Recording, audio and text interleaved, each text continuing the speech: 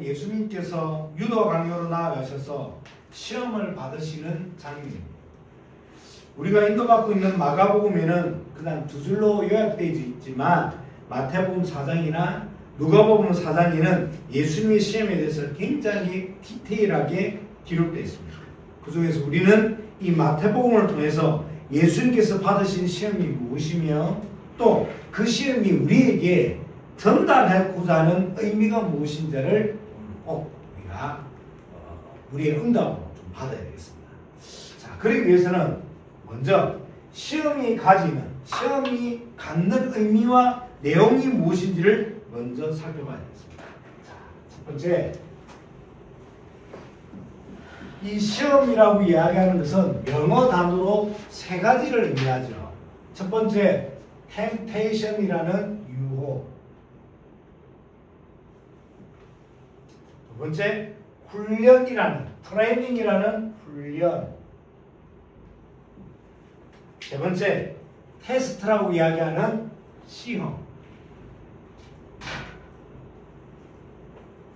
자, 먼저 유혹이라고 이야기하는 템테이션은 뭐냐면 내가 반응하는 거예요. 어디에? 유혹하는 자가 유혹하는 그 분야에 내가 반응하는 거예요. 내가 가지고 있는 연약한 부분에 대하여 내가 반응을 해서 내가 넘어지는 거예요. 반대로 이야기하면 내가 반응하지 않으면 시험은 형성이 되거나 완성이 될 수 있는 것이 아니에요. 내가 반응만 안 하는데 내가 가진 연약한 부분들은 나 자신이 너무너무 잘 알잖아요. 남들은 모르지만 나는 알잖아요. 내가 어떤 부분이 연약한지. 예를 하나 들어볼게요. 어린아이들을 속여서 유괴하는 유괴범들이 어린아이들을 어떻게 꿰고 어떻게 유괴를 하죠? 어떻게 속입니까? 아저씨 따라갈래? 아저씨 따라가면 맛있는 거 사줄게. 아이스크림 사줄게. 유괴범들은 아이들이 쉽게 반응하는 것으로 유혹을 합니다. 그런데 예를 들어서 나이 50이 다 돼가는 우리 조리하는 집사님에게 찾아와서 저 따라가실래요? 아이스크림 사드리고 맛있는 거 사드릴게요. 그러면 따라가겠어요? 아니요. 조리한 집사님 같으면 충분히 따라가고 남을 수 있겠지만 다시 이야기합니다. 내가 반응하는 거예요. 내가 가지고 있는 그 연약함에 내가 반응하는 거예요.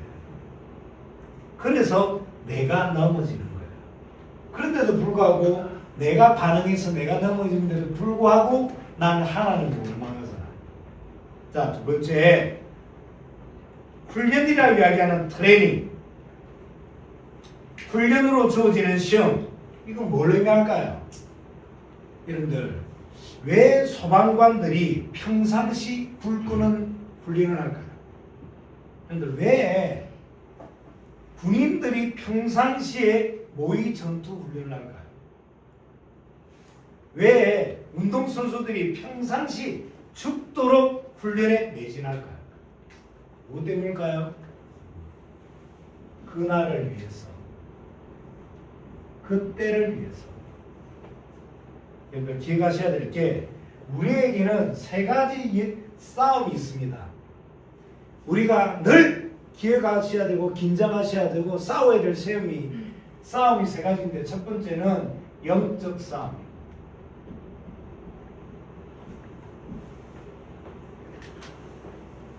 성경을 한번 찾아보시다.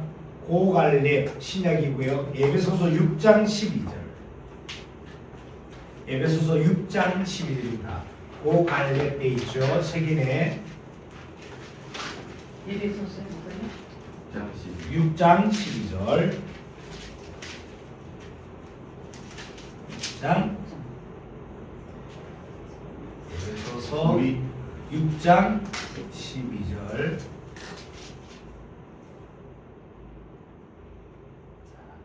한 목소리로 합독합니다. 시작. 우리의 씨름은 혈과 육을 상대하는 것이 아니요 통치자들과 권세들과 이 어둠의 세상 주관자들과 하늘에 있는 악의 영들을 상대하느니라. 자, 혈과 육은 뭘 말하냐면 연약한 존재를 의미하는 것이죠. 즉 우리의 싸움은 사람을 상대하는 것이 아니라 하늘에 있는 악의 영들이라고 이야기했습니다. 그러면 하늘은 뭘 말하냐면 물리적인 하늘을 말하는 것이 아니라 영적 세계, 영적인 존재, 영적 영역을 말하는 거예요. 그래서 여러분들이 기도하는 사람이라면, 복음의 사람이라면 어떤 문제를 일으키는 사람, 사고를 친 그 사람을 사람으로만 우리의 눈으로 볼 때 그 사람에게만 그 문제에 대한 근원을 또 추궁을 하면 지는 거예요. 사람이 어떤 문제를 일으켰다면 우리 눈에는 그 사람이 그 문제를 일으킨 것처럼 보이지만 사실은 그 뒤에는 그 사람을 사용하는 악한 영적 존재가 있다 이 말이에요. 이걸 봐야 그 사람을 살리고 이걸 볼 줄 알아야 나도 시험을 한다는 거예요. 다시 이야기합니다. 문제의 본질을 사람에게만 국한시키지 마라. 싸움의 차원을 어떻게 영적인 차원까지 봐라. 너무 중요하죠. 그리고 우리가 싸워야 될 싸움이 영적 싸움과 함께 어떤 싸움이냐면 나 자신과의 싸움. 이건 심리적인 싸움을 말하는 것이 아니라 옛사람과 새사람 사이의 영적 전쟁을 말하는 거예요. 자, 로마서로 갑니다. 요한복음 다음에 있죠. 요행론 로마서 7장 21절부터 23절입니다. 로마서 7장 요행론 돼 있죠. 색인의 신약이고요. 로마서 7장 21절부터 23절. 로마서 7장 21절부터 23절. 시작. 그러므로 내가 한 법을 깨달았노니 곧 선을 행하기 원하는 나에게 악이 함께 있는 것이구나. 내 속사람으로는 하나님의 법을 즐거워하되 내 지체 속에서 한 다른 법이 내 마음의 법과 싸워 내 지체 속에 있는 죄의 법으로 나를 사로잡는 것을 보았도다. 자, 사도 바울도 늘 전쟁을 했어요. 어떤 전쟁을요? 누구와 전쟁을요? 자기 자신과의 전쟁, 자기 자신 속에 있는 두 세력과의 전쟁. 그래서 우리가 쉽게 이야기를 하잖아요. 우리 안에 검은 개와 흰 개가 있어요. 근데 이 검은 개가 얼마나 건강한지 몰라요. 튼실튼실해. 왜 검은 개가 튼실튼실할까요? 늘 생각이 부정적인 거, 늘 생각이 긍정적인 거, 늘 생각이 말씀과는 상관없는 걸로 가득 차 있는 거. 그래서 검정개가, 반면에 흰개는 패짝 말라 있어요. 말씀을 믿는 믿음을 전달하지 않아요.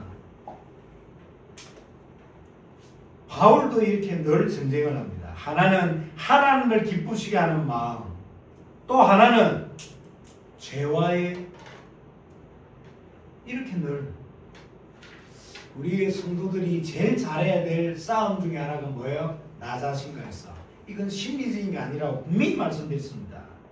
나 자신과의 싸움은 한마디로 어떤 싸움이냐면 선택의 싸움.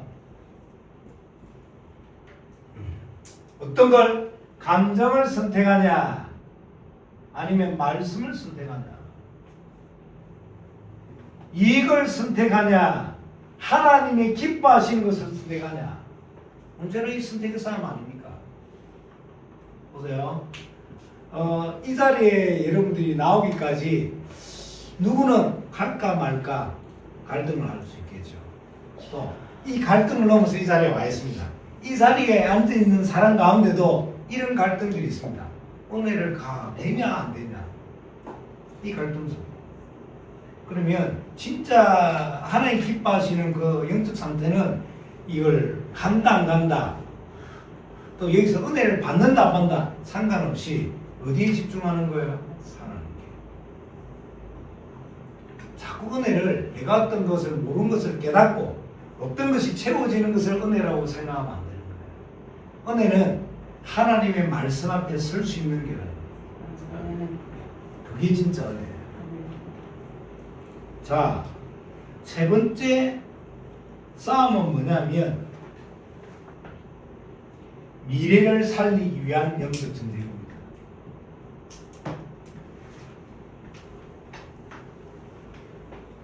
시험은 템테이션, 트레이닝, 테스트다.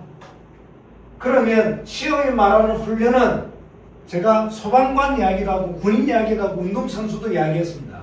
그들은 왜 평상시 훈련을 한다고요? 그날을 위하여, 그때를 위하여. 그럼 우리는 왜 평상시 영적 전쟁을, 영적 싸움을 영적인 부분에 예민해야 된다고요? 첫 번째, 우리의 싸움은 세 가지가 있다. 영적인 싸움이 있고 나 자신과의 싸움이 있고 세 번째 뭐예요? 미래와의 영적 전쟁이 있습니다. 다음 세대와 하나님이 약속을 지켜내는 싸움을 보고 미래의 영적 전쟁이라고. 성경은 언제나 우리의 모든 영적인 전쟁들이 어디와 연결되었어요? 미래와. 그래서 오늘 조건과 사안을 선택하지 말고 오늘 뭘 선택하라고요? 믿음을 선택하라고요. 자, 시간이 많지 않으니까 시험. 자, 테스트라고 이야기하는 시험. 여러분들 하나 퀴즈를 해볼게요.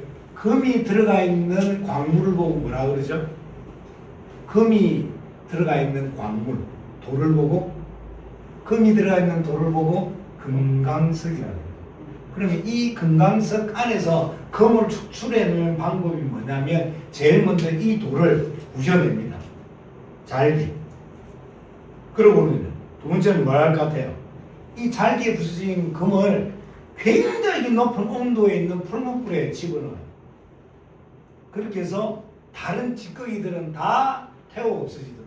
또 남아있는 금을 가지고 거기다가 뭘 하냐면 화학적인 것들을 가미해서 금에 대한 순도를 높이는 거예요. 이걸 보고 뭐라 그러냐면 재련, 정련이라 그래요. 오케이? 금문방에서 나온 사람은 아니고요. 하나님이 우리를 시험하시는 시험에 대한 테스트에 대한 시험을 뭘 가지고 예화를 드냐면 금을 만들어내는 과정을 가지고 이야기를 하는 거예요. 왜? 성경이 이 시험에 대해서 예화로 가장 많이 드는 게 이 내용이니까. 하나님께서 우리를 시험하신다는 것은, 테스트하신다는 것은 금강석처럼 찌꺼기도 들어가 있고 불순물도 들어가 있고 쓸모없는 것도 들어가 있는 우리를 잘게 부시고, 잘게 부셔진 우리를 어디에 집어넣는다고요? 풀무불에. 몇 천도가 되는 그 풀무불에 들어가서 뭐가 없어지도록? 쓸모없는 거, 찌꺼기들이 다 없어져서 뭐만 남도록? 금만 남도록.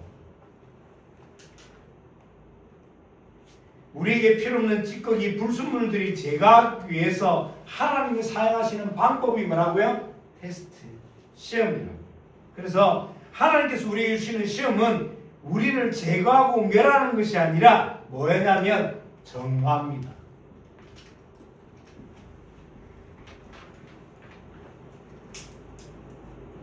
박정화, 이정화가 아니라 정화라고 해요. 정화의 본뜻은 뭐죠? 누구는 정화시킨다 그러니까 업그레이드를 이야기하는데 업그레이드가 아니라 리셋이에요. 원래 것으로 되돌이키는. 여러분들은 원래 금이에요. 그런데 금 주변에 많은 것들이 잔뜩 붙어 있는 거예요. 그걸 하나님이 떼어내기 위해서 잘게 부수시고 하나님이 잘게 부신 그 금강석을 불문불에 씹어요. 그래서 업그레이드 시키는 것이 아니라 원래의 모습으로 회복시키는 거예요. 그런 자리, 그런 사건을 보고 시험이라 그런다. 근데 이 시험은 인간의 눈으로 볼 때는 고난처럼 보일지 모르지만 하나님의 시선으로 보면 회복의 자리, 정화의 자리다. 자, 이게 영어에서 말하는 세 가지 다른데 성경에서는 뭐라고 얘기하냐면 성경에서는 두 가지 단어로 두 가지 차원으로 설명하는데 첫 번째는 하나님이 연단시키시는 것. 그리고 둘째는 사단이 유혹하는 것. 템테이션이겠죠. 자, 이 두 가지는 겉으로 볼 때는 비슷해 보이지만 연단과 유혹은 무엇이 다르냐면 이게 달라요. 목적.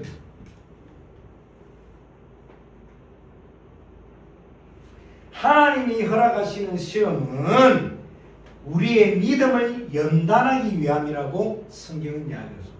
성경 한 군데를 찾습니다. 베드로전서 1장 7절. 히약벳 돼 있죠. 신약 히약벳.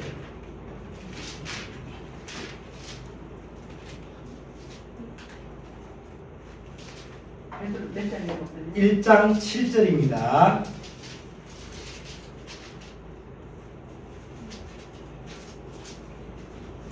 베드로전서 1장 7절. 히약벳 돼 있죠. 베드로전서입니다. 히약벳 됐나요? 자, 1장 7절 시작. 너의 믿음의 확실함은 불로 연단하여도 없어질 금보다 더 귀하여 예수 그리스도께서 나타나실 때 칭찬과 영광과 존귀를 얻게 하려 할 것이다. 베드로는 지금 로마 제국 안에서 핍박과 환난 가운데 허덕이는 그 성도들에게 왜 성도들은 시험을 당하는가에 대한 답으로 이 구절을 지금 던져내고 있는 거예요. 베드로는 이 구절을 통하여 성도는 시험을 거쳐야만 뭐가 된다고요? 진짜와 가짜가 나눠진다고 말씀하고 있는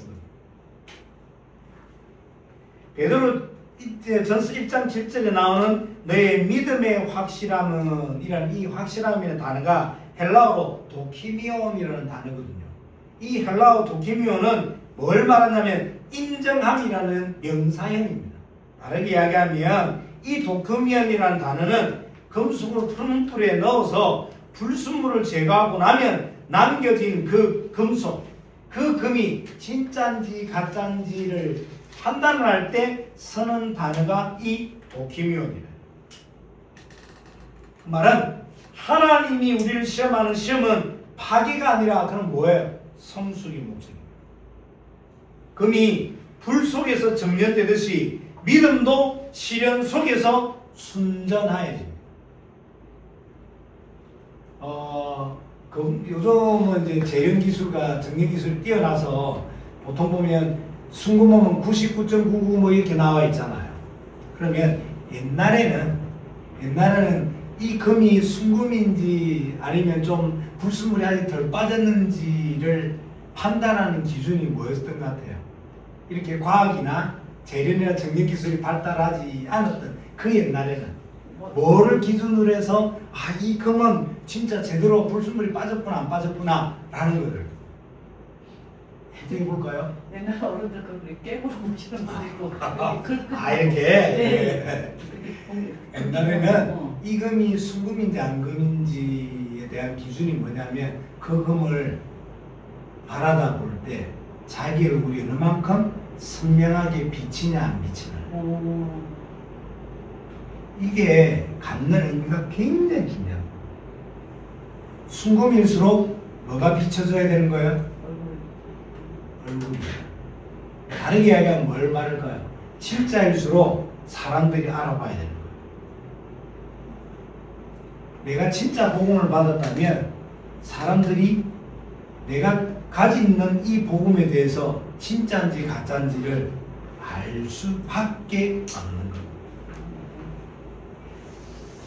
이거는 너무너무 중요한 이야기인데,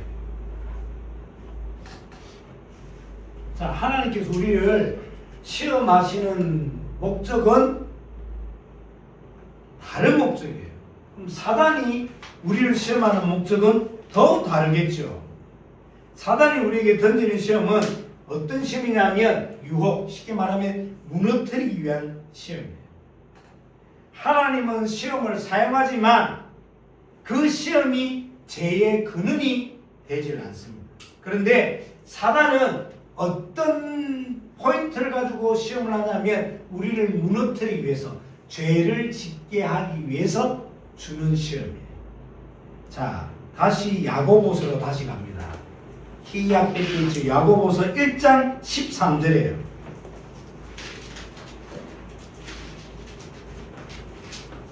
야고보서 1장 13절.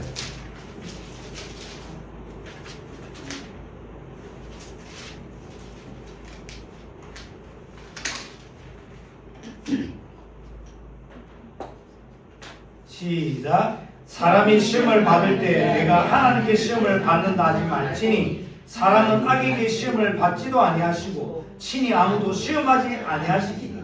하나님은 죄를 짓도록 유도하시지 않는다는 뜻이에요. 아무리 그 존재가 악하고 나쁜 존재라 하더라도 그 존재를 무너뜨리도록 유혹하지 않는다는 뜻이에요. 그런데 사단은 어떤 존재? 유혹하는 존재예요. 사단은 죄를 지어 넘어지도록 만들기 위해서 템테이션. 그러면 조금 한번 나 자신에게 질문하면 좋겠죠. 나 자신이 시험을 당하고 있다면 이게 템테이션, 유혹의 것인지 아니면 하나님이 나를 트레이닝 시키는 건지 아니면 하나님의 테스트를 위해서 원래의 것으로 회복되기 위한 너무너무 중요한 갈림길입니다. 그래서 시험의 목적은 간단하게 이야기하면 내 믿음을 정금같이 하시기 위함인지 아니면 내 속에 있는 교만을 꺾으심인지 아니면 하나님만 의지하도록 하시는 하나님의 은혜인지 십자가가 없는 부활과 영광은 거짓입니다. 주중에 전도 현장에서 신천지를 만났어요. 신천지 신자에게 부탁을 했습니다. 그렇게 당신들이 맞다고 이야기하고 당신들이 하나님이라고 이야기하는 그분에게 가서 부탁을 해라. 제발 십자가에 못 좀 박혀보라고. 십자가에 못 박혀야 부활이 있는 거죠. 어떻게 십자가 없이 부활을 했습니까? 어떻게 내가 광야를 지나지 않고 복음을 설명할 수 있습니까? 자꾸 사단은 광야를 지나지 마, 십자가를 달리지 마, 영광, 응답, 거기 다 기복 신앙입니다. 속으면 안 돼요. 그래서 혹 내가 시험에 있다면, 시험 속에 있다면 이렇게 기도하시면 좋겠습니다. 하나님, 이 상황을 없애주십시오 라고 기도하지 마시고 하나님, 이 상황 속에서 저를 빚어 주시옵소서. 교만을 꺾어주시고 하나님 외에 다른 것을 의지했던 것들을 치워주시고 불문불에서 태우듯이 태워주시고 하나님이 원하시는 정금이 되게 나오게 축복해야 됩니다. 자꾸 대가를 치르지 않도록 하는 것은 사단의 속삭임이에요. 대가를 치러야 되는 거예요. 그래서 부탁드립니다. 시험은 반드시 지나가요. 시험은 반드시 정해진 기간이 있기 때문에 반드시 지납니다. 하지만 이 시험 속에서 만들어지는 믿음은 영원합니다. 그래서 속지 않기를 예수 그리스도는 축원합니다. 자, 오늘 본문은 그때 예수께서 성령에 이끌려 광야로 가서 마귀에게 시험을 받으시니 라고 시작을 합니다. 마태복음 4장 1절에 그 말은 시험은 그러면 우연이 아니라 뭐라는 거예요? 필연인 거예요. 시험은 우연이 아니라 성령의 인도하심 속에서 허락된 자리입니다. 예수님은 하나님의 아들이신데도 불구하고 왜 굳이 광야로 가셨을까요? 그것도 금식하시면서, 그것도 본인은 창조주인데 피조물에게 시험까지 받을, 답이 1절에 딱 나와 있어요. 어떻게? 성령의 이끌려.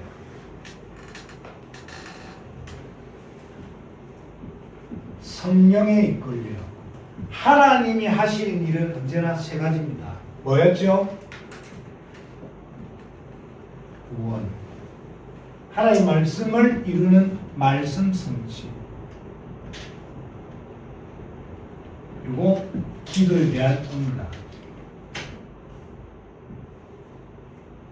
하나님이 하신 일 세 가지. 구원을 이루시고 말씀을 성취하고 기도에 대한 응답을 주시는. 하나님은 인류를 구원하시기 위해서 죄의 배경인 사단, 그리고 지옥 배경.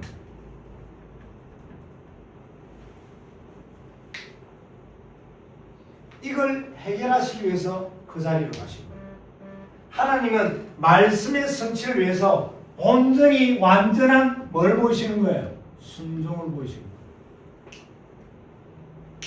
이 장면이 지금 예수님이 시험을 받으시는 장면.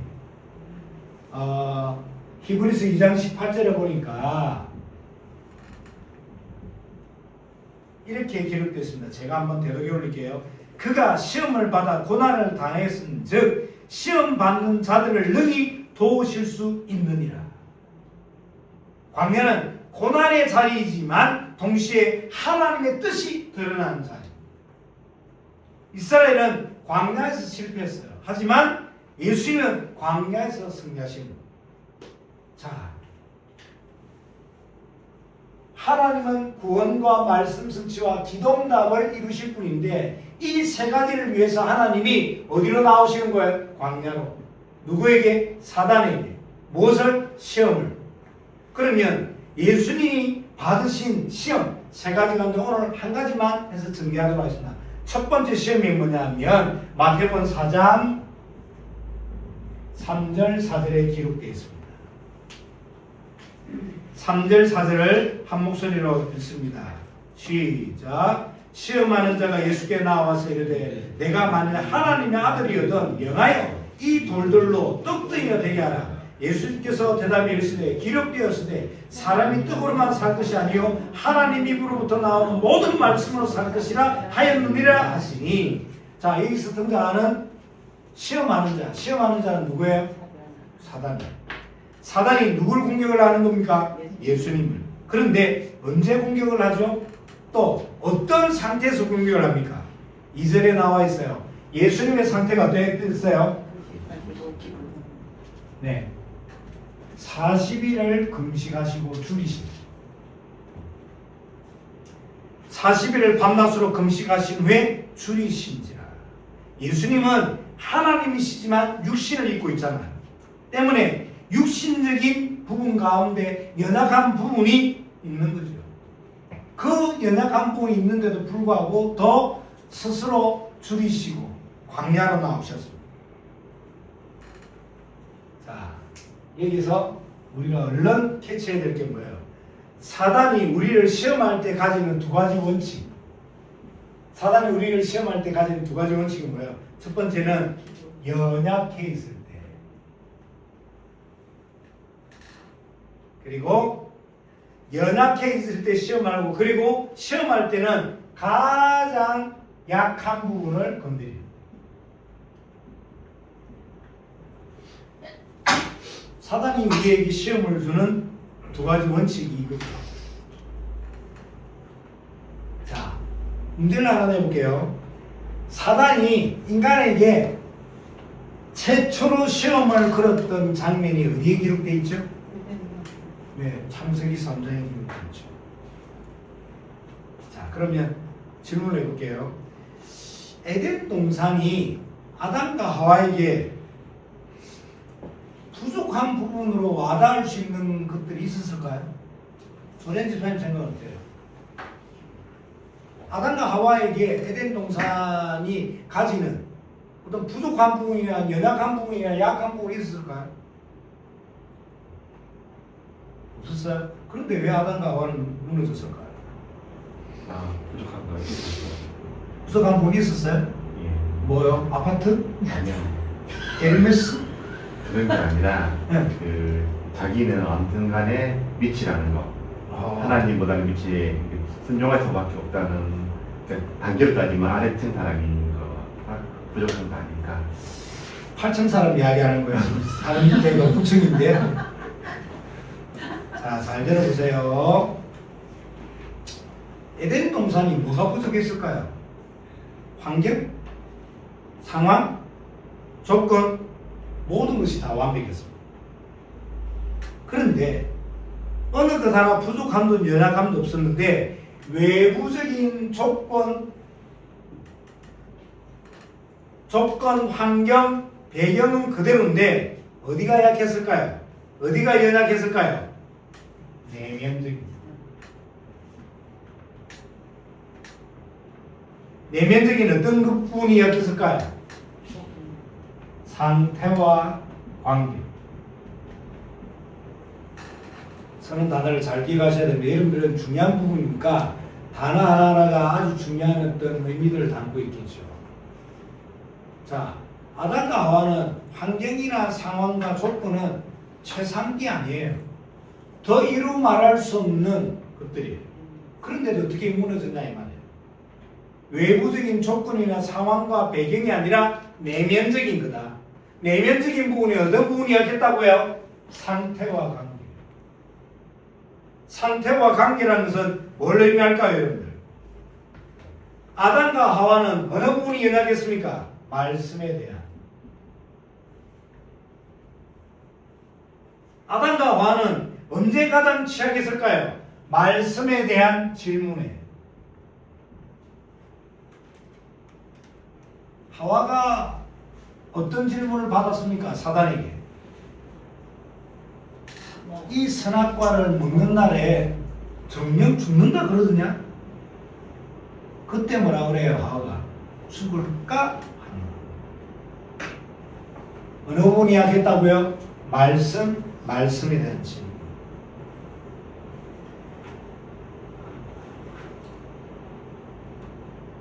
제가 지금 말씀드리는 부분이 참 중요한 내용이 많습니다. 첫 번째 아담이 실패하였기 때문에 예수님은 두 번째 아담으로 오셨다고 성경 기록하고 있습니다. 두 번째 아담으로 오셔서 첫 번째 아담, 인류에 시작했던 이 아담이 실패했던 이 실패를 하나님이 두 번 다시 실패하지 않도록 하나님이 그 길을 가신 거예요. 이 실패를 이기셔야 예수님이 공생애를 시작하실 수 있고, 공생애를 시작하셔야 구원사역을 이룰 수 있고, 구원사역이 있어야 인간의 죄와 사단과 지옥 배경을 이길 수 있는 겁니다. 따라서 죄와 사단과 지옥 배경에 빠져있는 인간을 구원하시기 위해서 이 땅에 오신 예수님께서 죄에 대한 시험과 사단에 대한 시험을 그치지 않고서는 어떻게 인간을 구원할 수 있겠습니까? 그래서 광야로 나아가시고 가장 연약한 상태가 스스로 되신 겁니다. 사단은 이 연약함을 파고드는데 뭐라고 파고들어요? 네가 정말 하나님의 아들이 맞다면 이 돌들을 뭘로 만들어 먹어라? 떡덩이. 자, 예수님의 상태가 어떤 상태예요? 40일을 밤낮으로 줄이시고, 그래서 맛있는 떡처럼 생기는 돌을 가져와서 예수님에게 이렇게 이야기해요. 떡으로 만들어 먹어. 이건 뭘 말할까요? 뭘 의미하죠? 돌을 떡으로 만들어 먹으라는 것은 생존의 시험이기도 하지만 단순하게 먹는 문제에 대한 시험이 아니라 하나님이 하나님됨을 뒤흔드는. 사단은 그래서 언제나 육신의 것을 가지고 뭘 흔드냐면 정체성을 흔드는 겁니다. 하나님의 아들이면 돌을 떡으로 만들 수 있는 능력이 있잖아. 만들어 먹어. 충분히 만들어 먹어. 언제나 사단은 기억을 하십시오. 창세기 3장 사건부터 드러난 게 언제나 육신의 문제를 가지고 이야기하는 것 같지만 뭘? 영적인 부분을 실패하게 만든다. 영적인 부분이 어떤 부분이요? 나의 정체성을 흔들어냅니다. 아까 우리가 그래 이야기했습니다. 아니 예배드리다 자면 어떡하죠? 괜찮아요. 예배 시간 자는 하나님의 자녀. 목사님 저 술 마시면 어떡하죠? 괜찮아요. 술 마시는 하나님의 자녀. 모든 사건과 문제와 갈등에 자꾸 어디로 돌아가도록 만드냐면 양심으로 돌아가도록 만드는 거예요. 누가? 사단이. 그래 사람이 양심적이긴 해야 되겠지만 하지만 그 양심보다 더 우선시해야 될 게 복음이다 이 말이에요. 그 양심보다 더 우리가 붙잡아야 될 게 뭐냐면 하나님의 말씀이고 하나님의 언약이다 이 말입니다. 내가 죄 짓는 순간에도 나는 하나님의 자녀인 거예요. 아멘? 내가 또 나가서 실패하더라도 나는 여전히 하나님의 자녀예요. 여기에 대한 생각, 이 생각에서부터 승리하는 게 너무너무 중요합니다. 문제나 사건이나 여러분들 가구 속에 양심으로 해석하지 말고 하나님의 언약으로 말씀으로 재해석되어지는 응답이 있기를 예수 그리스도의 이름으로 축원합니다. 아멘. 사단은 자꾸 보이는 거, 보여지는 거, 보고 싶은 것을 가지고 영적인 정체성을 흔들어내는 거예요. 사단은 언제나 육신의 것을 가지고 영적인 것을 무너뜨린다. 속지 마세요. 자, 마지막으로 사단의 이 시험에 대해서 예수님의 반응이 어떻게 되냐면 이렇게 얘기합니다. 사람이 떡으로만 살 것이 아니요 하나님의 이름으로부터 나오는 모든 말씀으로 살 것이라. 예수님은 이 부분을 신명기 지금 8장 3절의 말씀을 가지고 지금 이겨내는 거예요. 여러분 신명기의 배경은 잘 아시죠? 이스라엘 백성들이 어디를 향해 가요? 가나안. 그럼 현장소는 어디죠? 광야. 똑같은 광야예요. 이 광야에서 이스라엘 백성들은 무엇 때문에 다 자멸하고 말았습니까? 의식주 때문에. 근데 예수님은 이 광야에서 그 육신이라고 대변되는 의식주에 사로잡히지 않는 거예요. 그래서 우리 하나된 교회 가족 여러분, 나의 삶 가운데 의식주와 관계돼서 묶이바 되는 관계, 문제, 갈등을 이겨내는 건 뭐예요? 빨리 나의 정체성을 회복하는 거예요. 아멘. 나는 잘못이 있지만 여전히 나는 하나님 자녀야. 나는 과거가 정말 암울했지만 지금은 나는 하나님의 자녀야. 영적인 정체성이 회복됨으로 나의 지금 있는 문제를 하나님께 올려드릴 수 있는, 문제를 뭘로 해석하지 말라고요? 양심으로 해석하지 말라고요. 갈등을 뭘로 해석하지 말라고요? 양심으로 해석하지 말라고요. 알아듣기를 예수 그리스도는 축원합니다. 이스라엘이 시험받는 무대인 이 광야, 여기에서 나왔던 게 하나님의 말씀. 그 말씀을 먼저 붙들어라. 여러분들, 이스라엘 백성들은 광야를 38년 이상 가면서 막 뭘 이야기했어요? 과거를 가지고 이야기했어요. 우리 애굽에 살 때 좋았지. 우리 애굽에 살 때 파도 먹었잖아. 그리고 고기가 들어갔던 국물, 그 고기 맛 나는 국물도 먹었잖아. 건더기는 먹어보지도 못해놓고. 그거 가지고 계속 이야기해요. 그리고 물이 없다 그러면, 또 덥다 이러면 늘 과거 가지고 이야기하잖아. 현장에서, 전도 현장에서 만나보는 사람들의 거의 대부분이, 하나님을 만나지 못하는 사람들의 거의 대부분이 뭘 가지고 이야기하는 줄 아세요? 자기 과거 가지고. 내가 말이에요, 목사님. 옛날에 말이에요. 우리 집안에 말이에요. 내가 말이에요. 늘 얼마나 호랑이 잡던 시절을 이야기를 하는지. 우리 집안이 그래도 말이에요. 얼마나 호랑이 잡았던 이야기를. 호랑이 과거에 한 마리씩 안 잡아본 사람이 없어. 그래서 우리나라에 호랑이 한 마리도 안 나와요. 늘 과거에 매여가지고. 이스라엘은 더 그랬습니다. 과거를 기반으로 한 불평, 불만, 과거와 현재를 자꾸 비교하는, 과거가 아무리 잘 나갔다 하더라도 현재보다 못하는 거야 사실은. 또 현실에 대한 불편함을 자꾸 불신앙으로 자꾸 연결을 하는 거예요. 광야 불편하지. 당연히 안 불편하겠어요? 당연히 불편해야지. 그런데 이 광야라는 불편함 속에서 뭐가 없어지는 거예요? 노예 근성. 400년 동안 애굽에 있었던 그 노예 근성, 그 400년 동안 얻어먹었던 거지 근성, 그리고 하나님은 이 이스라엘을 데리고 가나안을 들어가서 세계 복음하기로 하는데, 이때 광야 속에서, 이 때학교 속에서, 이 어려움 속에서 하나님이 세계 복음할 수 있는 새로운 기질과 성격과 성향과 체질을 만들어내는데, 이걸 자꾸 현실의 불편함을 가지고 과거에 있었던 그걸 가지고 자꾸 비교해내는, 오늘 말을 마무리하도록 하겠습니다. 내가 지금 당하고 있는 시험, 내가 갈등하고 있는 그 갈등, 내가 문제라고 하는 그 문제가 어디에 기인한 것인지, 어떤 시험인지를 한번 잘 말씀의 각에서 정리하면 좋겠습니다. 나 자신이 다하는 시험이 대부분 먹고 사는 의식주라면 그 의식주는 생존의 문제이기도 하지만 성도는 의식주와 생명이 떡에만 있지 않음을 증거해야 될 신분입니다.